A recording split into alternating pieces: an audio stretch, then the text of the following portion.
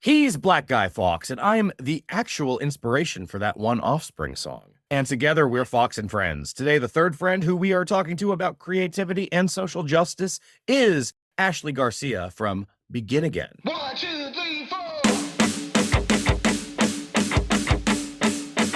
From coast to coast, from sea to shining sea, what he got is fucking wrong. His land's not made for you and me. We're chanting built our wall as we tear down Belgium's stall.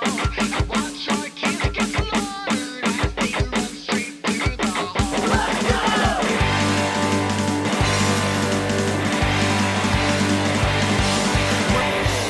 Ian, welcome back to your show. How's it going? It's going pretty good. Living the dream, as always, or as some people like to say. And who are we Right. talking to today? Today, we're talking to a good friend of mine, Ashley Garcia. Ashley, I've known since about maybe 2012. Like, we know each other online digitally for a good bit. I've known her since she was in the band Smalls. I've known her since her new project Begin Again. And I'm just happy to be sitting down and talking to her about basically what she's been up to and her thought process going from Smalls into her new project and about their kind of blowing up and meteoric rise to fame right now. So it's going to be a good one today. And speaking of things coming up, Ian, what do you have coming up? As of right now, you guys can catch me at Camp Pennsylvania this Independence Day from July 5th through 7th. And also, you can find me at Pooza Fest this May in Montreal, which I'm so looking forward to. Ashley, it's good to have you. Ashley Garcia, ladies and gentlemen, and ladies and gentlemen. It's good to be here. Thank you for having me. I was just thinking the other day, we've known each other for quite some time, like digitally. Because for what I recall, I want to go back to when we first started talking. It was probably during our trauma bond over the Fin Pop Punk. Yeah. This is before my time. I don't know anything about this. Oh my, yeah, that was a wasteland. I'll let Ashley explain the Fin Pop Punk since she was the admin. Man, pretty terrible place. Us admins tried our best, but yeah, we couldn't really do shit. It got to the point where I just didn't want to be admin anymore. So after about 2 or 3 years of being in that group, I finally told myself no more. If you know, you know, I guess. Yeah. But Cultivating a safe space of any kind is really hard, like online or in person. And props for trying. yeah, I mean, it's extra hard over the internet because there's so many ways to interpret what people are saying, and you get so many different people from different walks of life. We want to make it a fun place, and we don't like being dictators, but it felt like we had to be dictators. And it's kind of scary because that group, at least at the time, was a very good reflection, in my opinion, of the overall pop punk scene and how problematic it was. At least like circa 2015. I'm sure it's very different now. Ish, because I still am part of some pop punk groups online. I don't know why I do that to myself in the first place, but it's the same thing as it was 2015. Just a bunch of dudes trying to act so edgy, just say very like overtly or just like mildly racist stuff to try to get laughs and hit on any girl that gives some attention in that group. So it's Some things never change. nope, Basically, wire men. yes, I see. on the money. But yeah, that was the first time I actually like talking and I meet each other like virtually. Our first time actually meeting together was when I flew out to LA versus we just spent like a week or so out there. That was a good time. So long ago. I can't believe we're already in 2024. Yeah, that was what? That was back like 2019. So Pre-pandemic. Wow. Very different times. I remember us going to Tommy's, taking me there for the first time because that place is delicious out in LA. Ed, have you ever been to Tommy's? I have not. What is it? It is the sloppiest burgers you'll ever gonna eat. Do love a sloppy burger. Oh, it's terrible for you, but it's so good. God. We have so many food places here, so many taco places. It's really hard to stay on a diet. I remember that vividly. I remember us going to Amoeba Records just as like search for vinyls and stuff. And then we shared one beautiful moment together, and I will always remember this. Walking down on the Hollywood Stars, searching for the Donald Trump one, just for us to trip it off. Yeah, do you remember some girl joined in and like flipped it off with us, if Yes. serves correctly. I often Yes. wonder how it's doing. That day was so much fun. Then we finally got to reconnect after that. My came out for when I came out to Anaheim, and again, that was just the wildest week. And that's where you first met Mr. Ed over here. We shared a really good Korean barbecue Sunday come down meal together that Ian insisted on cooking for all of us. We didn't make him; he chose to. Because nobody knew how to. I'm like, all right, you know what? I'm just gonna do it. I'm the Yeah. only skilled one here. Our hero. That was such a great week, and I had so many memories. I can't believe that was back in September.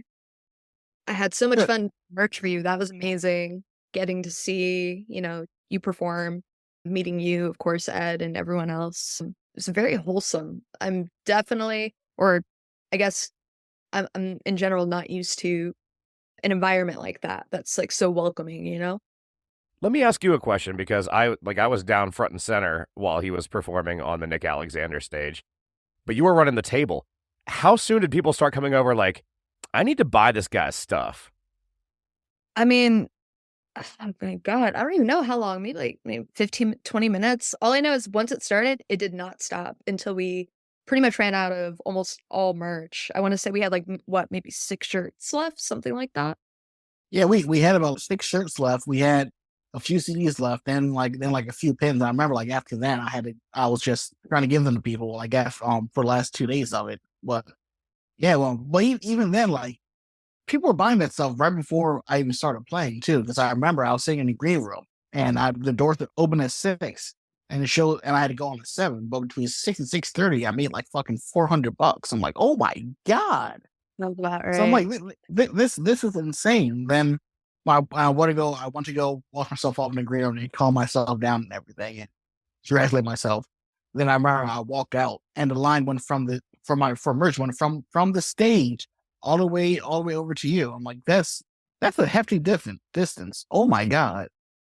Everyone that we encountered was so nice. People were asking a lot of questions like, "Oh, do you have, other merch? Like, where can I find you? Blah, blah, blah." So we just directed them to that little sign. Overall, a very good night. I don't see things like that happen too often, especially not for solo artists. That weekend too, we all I remember after that show too, because most of us we didn't eat like all day. And then Yeah. the next day, we decided to go to Roscoe's, and I remember the food went down in front of us, and we just didn't talk or breathe. We just devoured it. It It was was am just that good. Then a few hours after that, we ended up going out to hang out with Lynn and everybody back up too over at Alex's bar, which is also a lot of fun. Can I ask you guys a question since we're still on the merch thing a little bit? Because I'm an outsider to this. That's really the bulk of how you guys fund what you do, right? Like merch sales and like actual physical media sales, right? Is that pretty much what keeps an artist going financially with stuff? I know I'm not making anything off Spotify, Yeah, because Spotify now they decided that unless you're not making like a certain amount of streams, you don't get any royalties from that at all. Even at that, it's still a third of a cent. So it's gross. But yeah, all the money you make is usually just via merch. Like you'll of course make some like during shows, but you don't know if you're gonna be splitting that between 4 or 5 other people. So you'll be walking out there with like a little bit of money, but also money for gas too. Do you encounter venues trying to take merch cuts? Like, does that happen too often for you? What is your experience with that? I'm going to be real. This is just my perspective, but I didn't know venues taking merch cuts wasn't big until recently. Because every venue that I played at, they've never taken a merch cut. So and again, this just came as a surprise to me. I'm not going to validate anybody's experience because that is terrible. And just seeing stories of that is terrible. That should not be a thing at all. But I personally have not seen. I personally have not experienced that. The closest I remember, there's one venue that I play at, and basically they just say if you don't have a merch person, then we just supply one, but you got to pay them out at the end of the night. That's reasonable. That's fair. But as far as merch cuts, I've never experienced that before. But it's shitty that's how artists has to make money. So that's my reminder to everyone listening. When you're at a show, buy some fucking merch from whoever you're seeing, especially if you like them. Buy merch, buy vinyl, do anything. That will always help support us no matter what. Slip a greasy 20 in their hands. Cash dollars. We only take singles. No, I'm just kidding. With all the, merch cuts that venues are taking for other artists and just overall how important merch is now, I see a lot of artists, a lot of bands upping the price. So now, in my experience, like when I go out to shows, I'm noticing that things are a bit more expensive. Like back in the day, you would pay like what, $10 for a t-shirt, What is it now, like 20, 25? Yeah, that's how much I was doing all season. So everything was like 25 or so, I believe. But yeah, if you're at a show, just buy merch, buy CDs, buy vinyl, do whatever you can just to support that artist in any way that you can. Because that's still just publicity for us, and as Ed calls it, a meat billboard. I love putting artists I love on the meat billboard because I am a man of a certain size, so I take up some space, and I wear Ian on my chest a lot. Keeps me close to his chest. I mean, I still have this on my jacket. This is a great time to ask. Ian, tell us about that Melanin Monroe design, because Ashley just held up a pin. Since this is audio only, I'll just do the narration for that. But the Melanin Monroe pin, which I think was one of the fastest selling things I've ever seen, where did that design come from and why?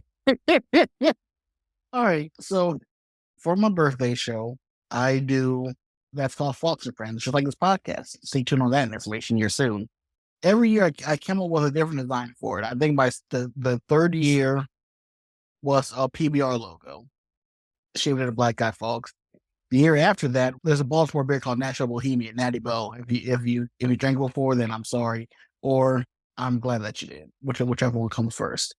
But my friend Jason Ewing made me into the Natty Bo logo. And last year, 2023, the fifth one, I was turning 30, and I said to myself, there's some of the good examples of this logo. Like if my 30th one, I got 30th birthday, I got to make it big. So I asked my friend Jason Ewing if he could make me into like Sailor Jerry's artwork. And he said, yeah, sure, I can do that. He brought that back. And I cannot tell you how hard I laughed and how loud I cheered for 20 minutes straight. It was the funniest thing I have ever seen. And it was so fucking epic. And then when I posted that photo for the first time, everybody just lost their mind. And then my friend Jake Matthews, shout out, one of my best friends, he said, I know a guy who could turn that into an enamel pen. Like, no way. And then Jimmy Federer, he does Jamgrass designs, and he created the pen, and it just sold out completely. Pretty much almost at Fawkes and Friends, and at Lost Evenings too. I ended up giving a couple to the women from Rice Club Media who put on Camp Pennsylvania, and I had to get one for Frank. I'm not sure what the reaction was at all, but I hope he wears it like a badge of honor. That pin is my favorite piece of merch that anyone has done recently. So amazing. Perfectly. It's just the funniest design. That's like my second favorite merch item. The first one that I did was I made booty shorts that said thick as Falk on them. And those sold out quickly.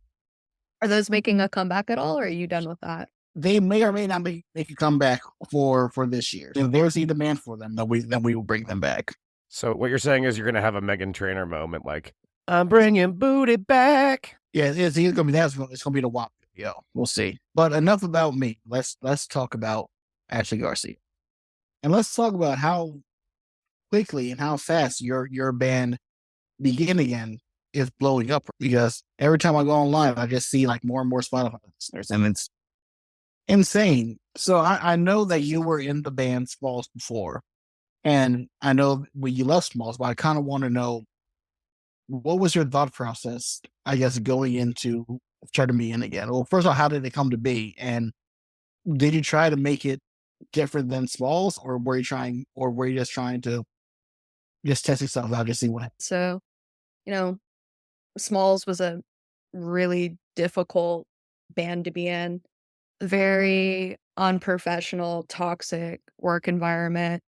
I don't think anyone can create in such said environment. So we had just put out the second EP, and we were getting ready to prepare for the next one. But I had a feeling that I wasn't going to be around for the third EP. So I just kind of started writing small little verses, little hooks, talking about what I was going through at the time. The uncertainty. It's really hard to spend time on a band or anything and build it up just to have to end up having to walk away from it all. It was a really hard decision for me. So I had all this internal dilemma. I, I just started dating someone. It was my first queer relationship.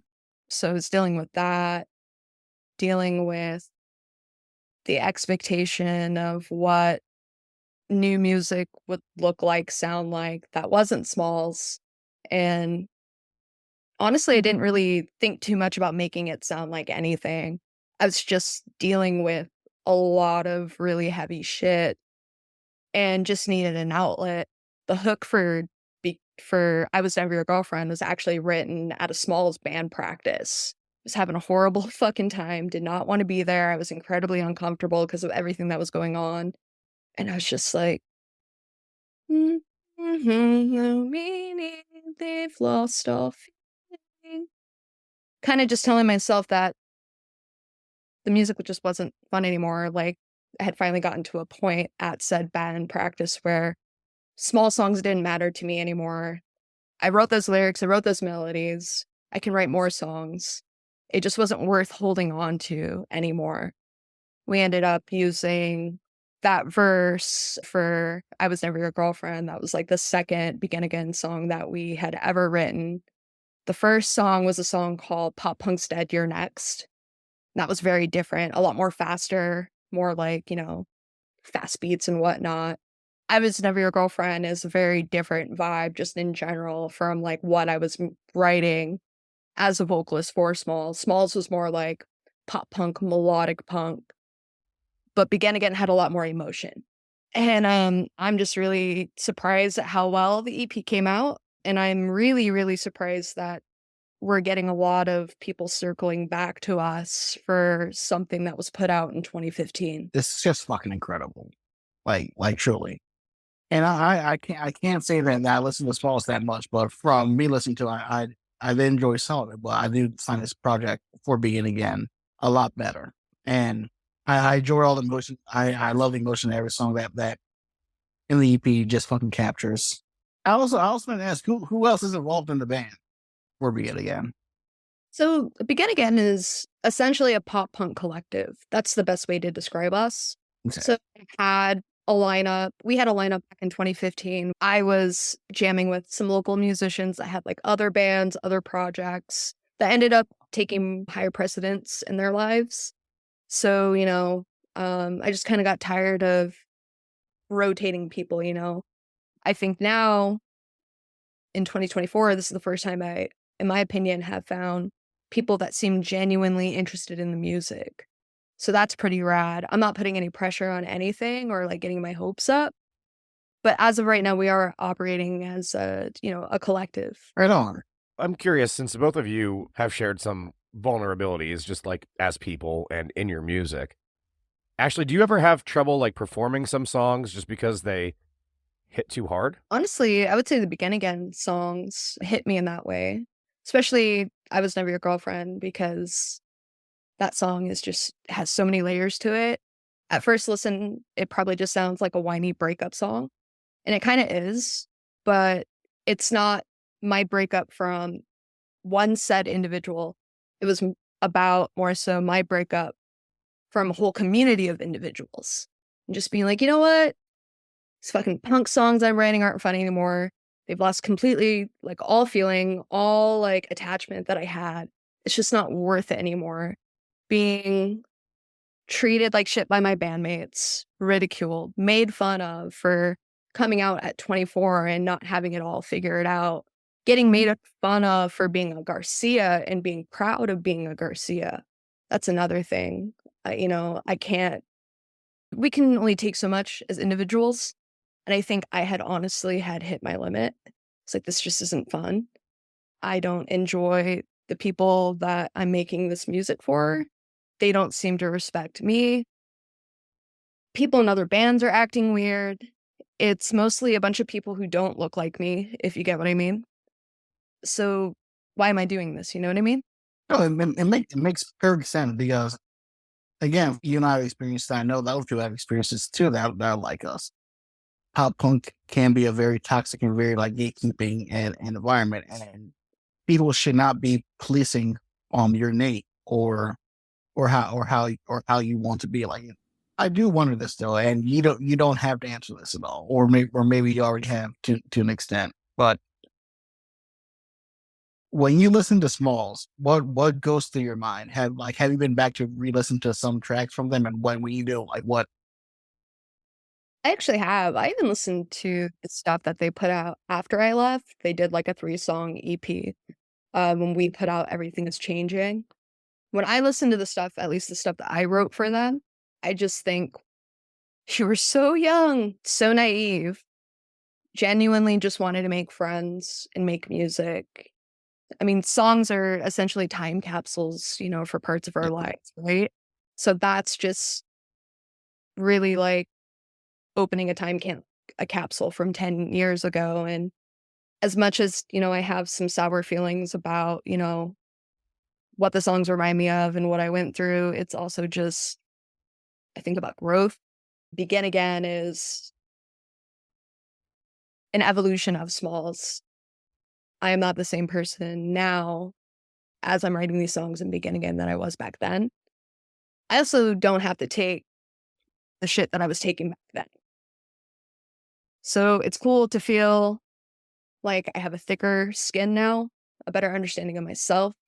And I feel like if that shit happened now, like it would be stopped immediately. That's what I think of when I think of those songs and when I go back and listen to them. They were really fucking good, honestly. The vocal performance is not the best, but the lyrics, the structure, everything, just prime, you know, angst. Did you guys ever watch the movie Flight of the Navigator? I think maybe. Is there an alien in that?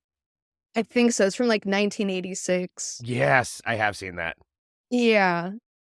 Okay, for those who don't know what the movie is about, it's basically an old Disney movie from the 80s about a kid that gets abducted by a UFO. And then when he comes back to Earth, he finds out that the whole entire 10 years has gone forward.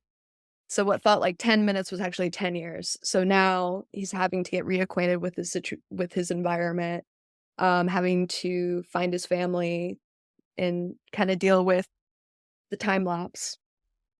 Begin Again, Smalls, everything right now, people finding the songs through Clone Hero kind of feels like this just big, like massive time lapse. Almost feels like that movie. It feels like I've been frozen for the last 5 to 7 years. And now, I'm getting back into things like, oh, wow, like I've been through this before, or wow, this is different.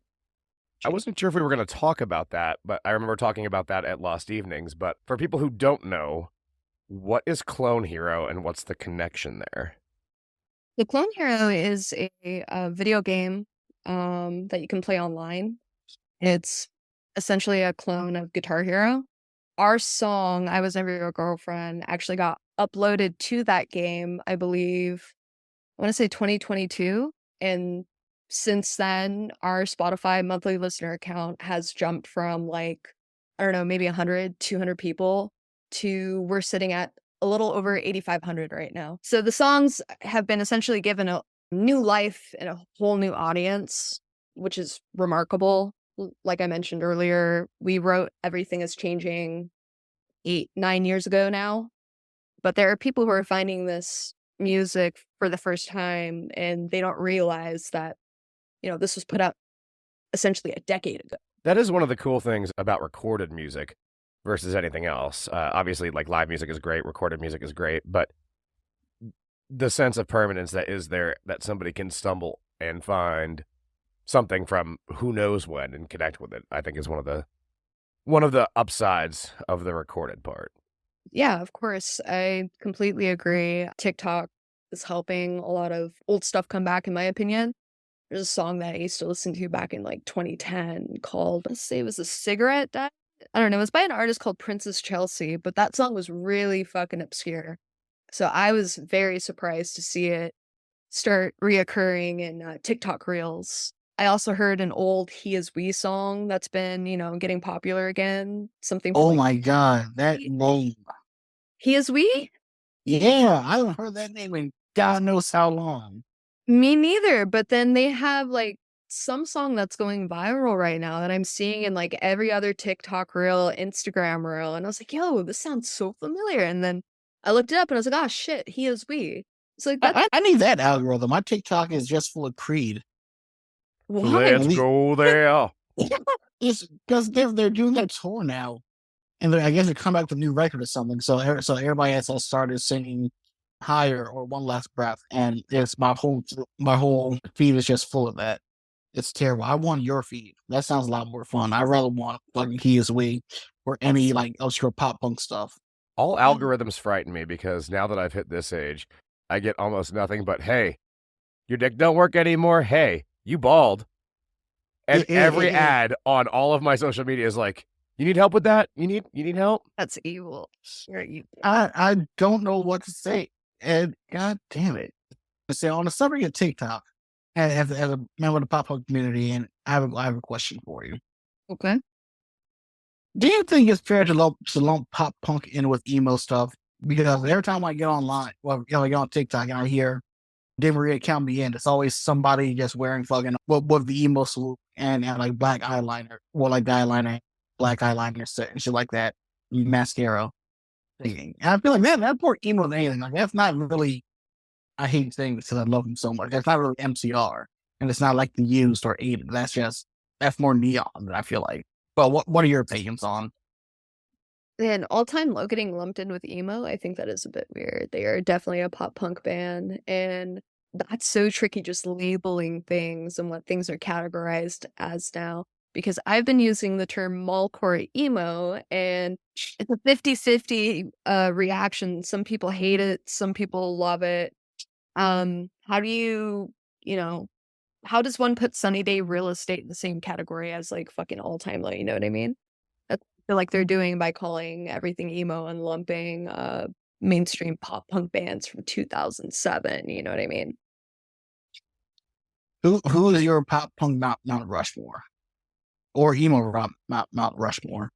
Damn, pop punk Mount Rushmore. I would have to do Blink 182, The Ergs. I'm gonna have to do Newfound Glory. I was really big on Newfound Glory. That was like one of the prominent pop punk bands that I was really into. And then what are we at? 3? Yellow Card. Okay, that's inspired choice. While I just met Mikey just recently. He's the goodest boy. Why would you put the Yerks up there out of curiosity? Man, that's a very inspired choice. Because you don't hear a lot of people bring up the Yerks. The Ergs are just such a sick band, and I was inspired by a lot of different music. But what inspired me to sing were bands like The Ergs, Saves the Day, Simple Plan, because they didn't have perfect voices, but they had these amazing songs. Green Day had like Dookie is mostly comprised of just 4 chords over and over again. But that album sold so many copies, and people resonate with those songs so well. I think the Ergs are a band that doesn't get enough credit or appreciation from the pop punk scene. There's a lot of other bands I probably could have mentioned. The Movie Life is a band that I really, really am big on. The Get Up Kids, also Lifetime. That would be my second Mount Rushmore if I were to pick another 4 acts or do like an East Coast edition. But the Ergs were incredible. I've never actually gotten to see them like live, but I've seen all these live videos, and like I just think Mikey Erg is a fucking genius. Like they covered Hey Jealousy and they made that shit their own. You know how hard that is? Especially with like any like mainstream song like that. Heroes. I was not aware of that, so that'll be my homework. Yeah, I would check that out. And then Dork Rock Work Rod. That's the album to listen to. That's like the go-to one. Do you say Bobcat Goldthwait? What's the name of it? Oh no, it's a Dork Rock Work Rod. That's a great album name. I'm gonna look it up just for that. Yeah, it came out in 2004. Say it one more time. Yeah, Dork Rock. Dork Rock Cork Rod. Okay, Dork Cork Rock Rock Cork Cork Rod. Rod. Yes.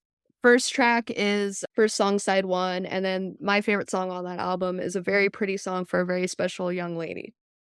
Okay, the Ergs, Paul Blart Ball Cop, and she's a I'm dead. Dork Rock Cork Rod. Okay, I Right. got The it. Ergs, Benedict Cumberbatch. Got it. Nailed it. Nailed The it. Ergs, Black Man Fuck. Got it. See, kids, I'm hip and with it. Post a bunch of their clips on the beginning of Instagram. I'm inspired. I'm gonna try to hit up Mikey to try to get him on here, but I'm pretty sure after this episode it'll be no. It's gonna see 1 second of this and be like, no, I'm not coming on. I love music. I'm in general just very much inspired by great songwriting.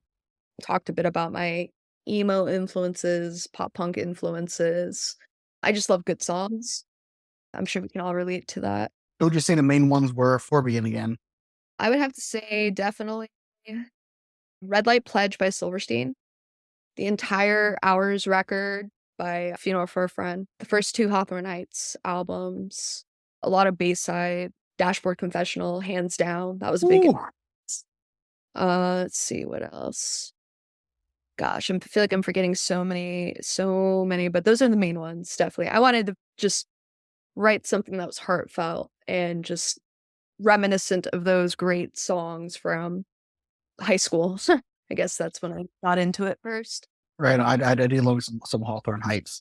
Well, what were the first 2 records? I know.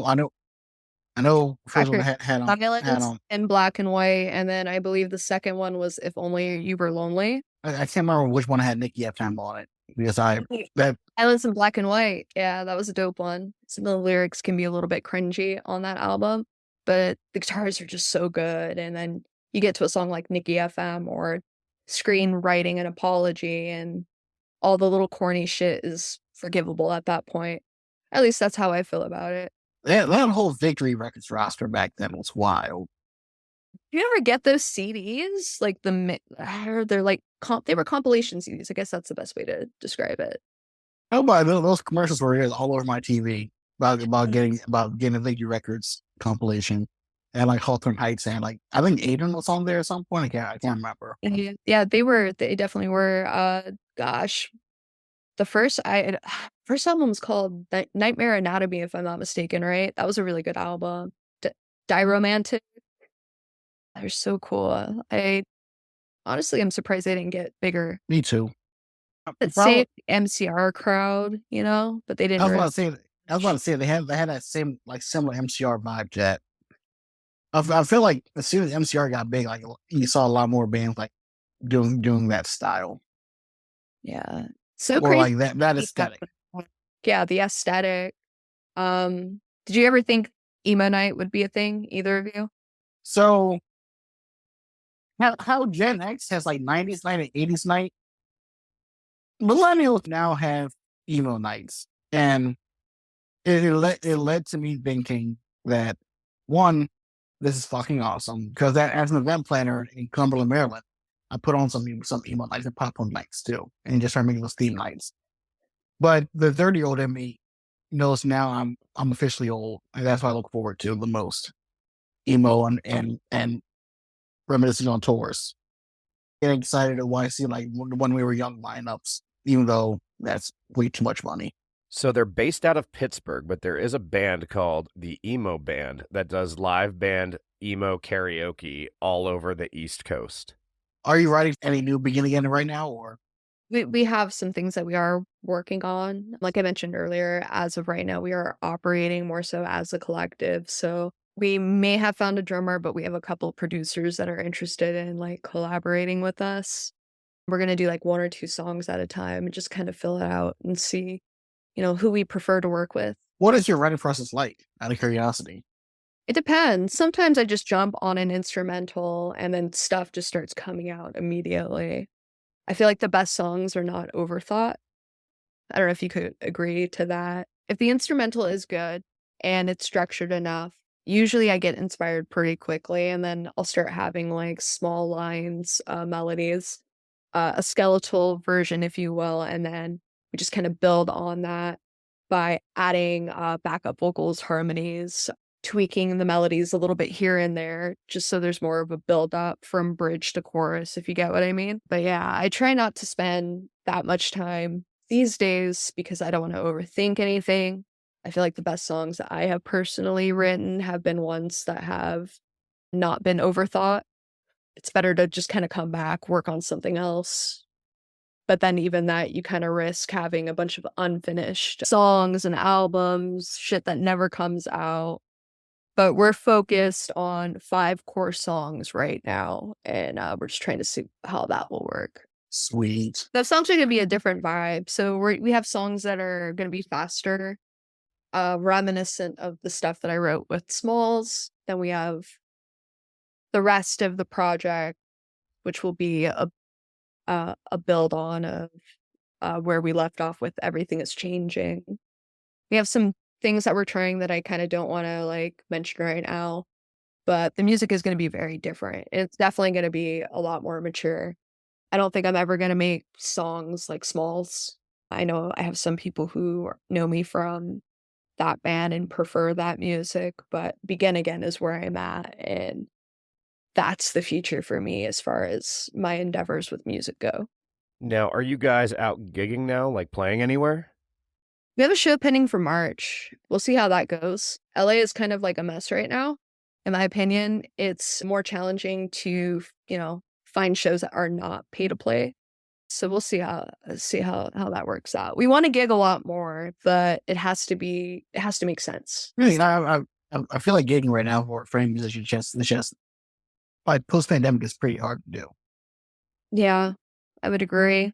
Never thought it would really get like this. I mean, wasn't easy in my opinion back then, but I just didn't think that you would have the obstacles that we have now. Like the cost of everything it's just skyrocketing. Everything's just going up. So it makes it more difficult. I mean, if you guys were to tour, how long do you think you guys would do it for? You think? So we actually had a small tour offer for January that we unfortunately had to step away from just because we didn't have a drummer at the time. So I would say it depends on the region. I've toured up and down California a lot in the 10 years that I've been doing this. I would like to see different areas, regions that I have never played in before. For example, Arizona. I've never played Arizona, but they're not that far from us. I think that would be a cool spot. New Mexico, Texas. I've been to Texas before, but I wouldn't mind going back. But we seem to get the most attention and offers from the Northeast. Northeast would be dope. Last time I played that area was 2014, and it didn't end on good terms, so it would be nice to go back. What's your favorite place to play in California? Best place to play in California? God, that is so difficult. I feel like everywhere that I did play in back then is closed now. Moroccan Lounge is really dope. I hope I said that venue's name well, but they have a lot of good shows there. That's a really cool venue. I can't think of anywhere else, but yeah, Moroccan Lounge is really dope. What cities in Northeast? Baltimore is amazing. That like the best turnout, in my opinion. Also, Long Island, New York, amazing. I loved playing that city. Philly was a lot of fun. It's kind of like an awkward like state. You have Philly on one side of the border, and I guess New Jersey is right there too, right? Depending where you're at. I loved playing Philly and New Jersey. Worst place that I've ever played, honestly, Northern California. Really? Yeah. I don't know if that was just the promoter not promoting. We pushed that show very well. But I remember playing up north, and it was pretty much just us playing the bands. But it's kind of like, you know, what comes with being a musician. It's kind of a roll of the dice, right? Some shows do well, some not so much. It is. You used to get like a good bit of people coming out for it, or it's just you and the bands, and you just kind of play for yourselves, just like a songwriter's night, basically. it's difficult, but you're also like paying your dues, and that stuff Yeah, I mean, we all start somewhere, and that stuff just happens. oh yeah, like it just comes with it, and you just don't know like when, you know, you're gonna get that one offer that changes everything.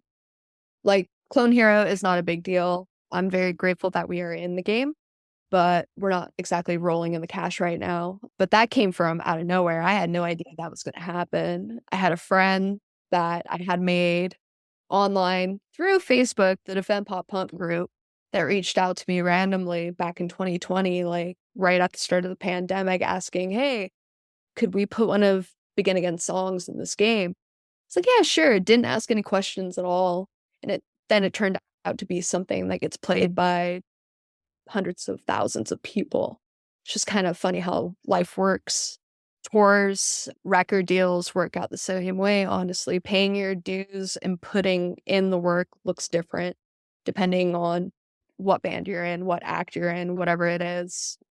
I think it's important to just kind of not worry so much about what everyone else is doing, but to keep focusing on your vision and what you want to do, because when you focus on your vision, sooner or later, someone's going to notice. I would rather be miserable making music that I love than being miserable and making stuff that I don't like, that I just think other people will like. I just don't think that's a smart way to go about things. Exactly. You have to make music at the end of the day. I think Wynton Marsalis said this, and he said, "You make music for the listener, but the first listener is you. So you have to make it for yourself at the end of the day, because at the end of the day, music is a very therapeutic thing. So if you're not doing it to release out what you're going through, and you're not happy with it, and nobody else is going to be, you have to be that authentic with yourself and just accept this is where you're at right now, and then you get to heal from that as well. It's healing, it's therapeutic, and it's always good just to do it for yourself at first, and then people will catch on for it. Success is not like linear, I guess. There's a lot of ups and downs. People who don't get it at first will eventually come around, and if they don't, fuck them. Exactly.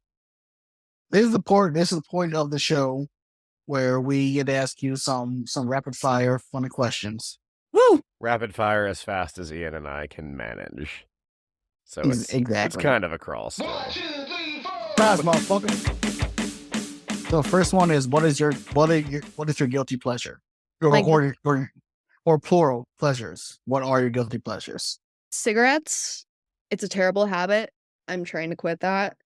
Really shitty pop music. And God, Drake. I can't believe it. Drake. Drake is the third guilty pleasure. Ian on 3. Yeah. Well, 1, One, 2, 2, Fuck. 3. Fuck fuck Drake. Drake. That timing was so terrible. Yeah, Well, I you can know- fix it in post. But you know what's worse? Drake. Drake is still worse than that time. But that being said, let's go back. What shitty pop bands are you referring to? I have a lot of questions. Yeah, now. I want to know your Mount Rushmore of shitty pop music. God, okay. This may be controversial, but Taylor Swift, she's definitely out there. I have a love-hate relationship with her music. I love all the old stuff. Rad is my favorite album from her forever. That'll always be top tier for me. But like 1989 and all the albums that came after that, I'm not into it. My sisters love that, but like I can't. I'll have one of the songs stuck in my head and just it won't leave for a week, and then all of a sudden I'm humming. Yeah. Shake it off, shake it off. You see, that's terrible. So you got Taylor Swift and who else? That's probably Doja Cat right now. Is that terrible? It's your Mount Rushmore. Terrible. It's subjective. Actually, no, I'm gonna take Doja Cat off that. She doesn't deserve that. Shitty pop that I love, Mandy Moore. So yeah, so my answer so far is actually Taylor Swift, Mandy Moore. Well, the girl. That's Mandy Moore, right? No, No, that's Christina Aguilera. Oh shit. They all sound like to me. I'm that's what sorry. I'm saying. Like it gets tricky. Do you remember Stacey Orico from back in the day? She was a Christian pop singer. I love her music. I do not. Yeah, she had a song called Stuck that came out in 2003. If you Google it, you'll probably see videos of TRL featuring I the think I fucking actually remember that song. Yeah. yeah, yeah, that I love that song so much, but it's so terrible. I love all her music and it's not really that great, but I still really like it. Now who's the Lincoln? We got one more. Kelly Clarkson. See, the thing is, I love all of those except for the Christian one, who I don't really know. I love pop music, man. I just love music, It is that, and I have no taste. And I'm not one to criticize anyone's art, but yeah, I know pop music is interesting. Like one day I love it, one day I hate it. I don't know. It just depends on how I'm feeling. Why Who am do I you singing want? right Go now? ahead. Oh, and I was just saying, it's like, why am I singing Taylor Swift right now? Why am I watching old videos and MTV performances from 2002? You just gotta shake it Yeah, off, yeah. Ashley. You know, deep breathe deep, make your mind a blank space, and Oh my God. And I got your name. I have two songs stuck in my head all the time. The first one is S Club 7, S Club Party. Because it's the best song known to me. Ain't no party like an S Club Party. And the other one that stuck in my head all the time. I don't know why, but everybody in Wang Chung tonight is perpetually just stuck because it's a in my bop, head. Ian. It's a bop. No.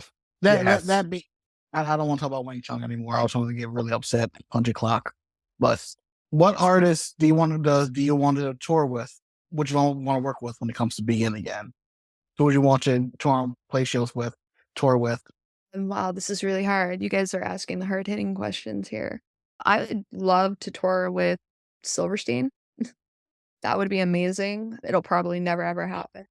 But that's my dream tour right there. Or Panda, if you're familiar with Panda from Mexico.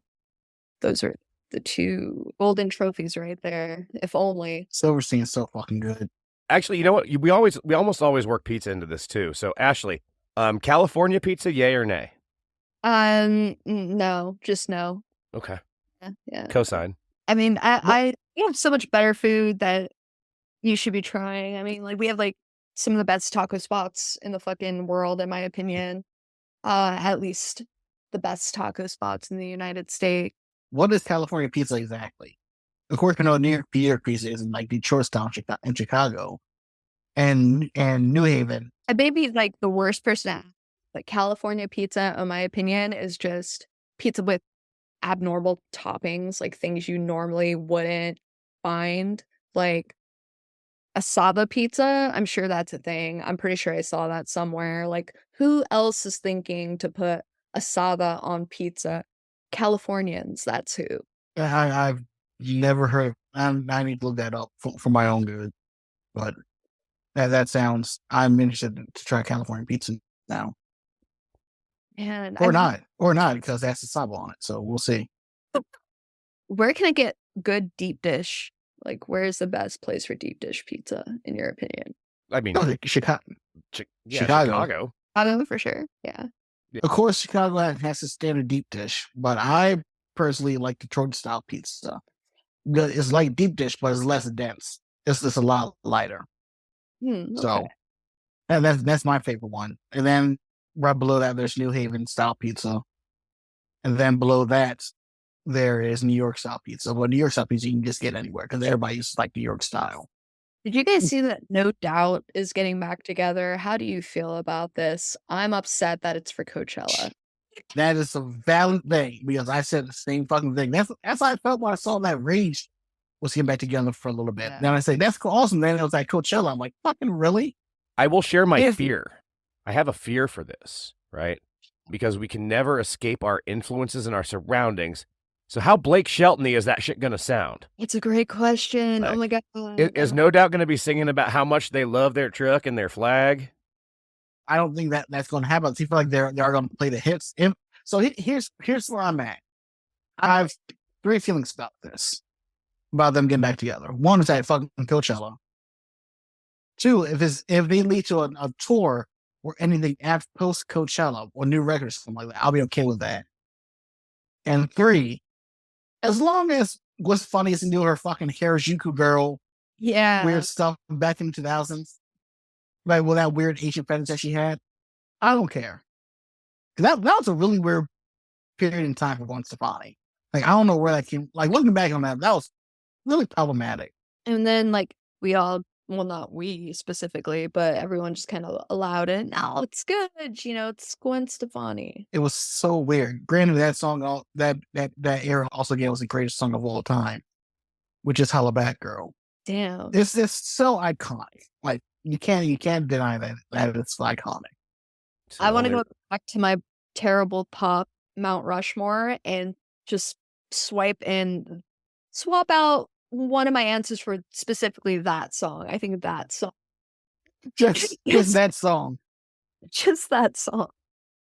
Man, it's so awkward. I look back at certain trends with like fashion and just music, and I'm like, man, some of it was really cool, but some of it I'm just like, wow, why did we think that was nice? Why did I spend so much How did money we- on Genkos in my club kid days?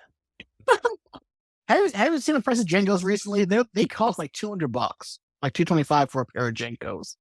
I don't want to talk shit on them, but 2 words: whoop whoop. You already know who's buying it. That being said, Ashley, you're one of my favorite people of all time. I'm really grateful that we became friends over a pandemic and just up till now. And I love everything that you have put out. Always will. And I'm thankful for just being here during my dark times. And I truly appreciate you. And I always want you to know that. Thank you so much. I've been through a lot. We all went through a lot. Pandemic wasn't easy on anyone, but hearing you say that makes me feel better. Like I actually have a friend. I feel like I don't really have too many friends. So it's been nice to, get to do things like work merch for you, during, your set at Lost Evenings, or getting to see you play on stage with Frank, watching you put out, a new EP with vinyl, and just seeing you thrive makes me want to, keep going and keep trying. Thank you, Ed and Ian, for having me on this podcast and just, being so cool with me. I really appreciate it. It makes it easier for me to come back to music and feel better about what I'm trying to do right now, that is. Well, what you're doing is paying off, and it's showing the fact that we keep saying your Spotify just blow up constantly. So you're on your way. You can show like actual like physical or tangible merit to the things that you do, but from the bottom of my heart, you're so fucking talented as a songwriter and just as a person, as a lyricist. So you're doing well. I want you to know that all the time. You deserve every good thing that happens to you, to be any along the way. And I will help out any way I can to make sure things happen for me and again. Thank you, bro. I really appreciate that. We have a lineup right now. I don't know how it's going to go. And I say I don't know because I'm just used to always expecting the worst. So I don't want to, hype anything up. But, it would be cool to get to play a show with you back east. Hell yes. I've been waiting for this for God knows how long. We need to make this happen because that'll be the most badass show of all time. Actually, is there anything you want to tell people back who are listening in where to find you and what all is coming up next for Begin Again and everything? Stay tuned. We have new merch coming out. We also have a couple songs coming out and a music video. That is definitely on the way. You can find us on Facebook, on Instagram under Begin Again Band. Check us out on Spotify. Listen to Imbalance from California. Yeah, check them out too. That's what I got to say.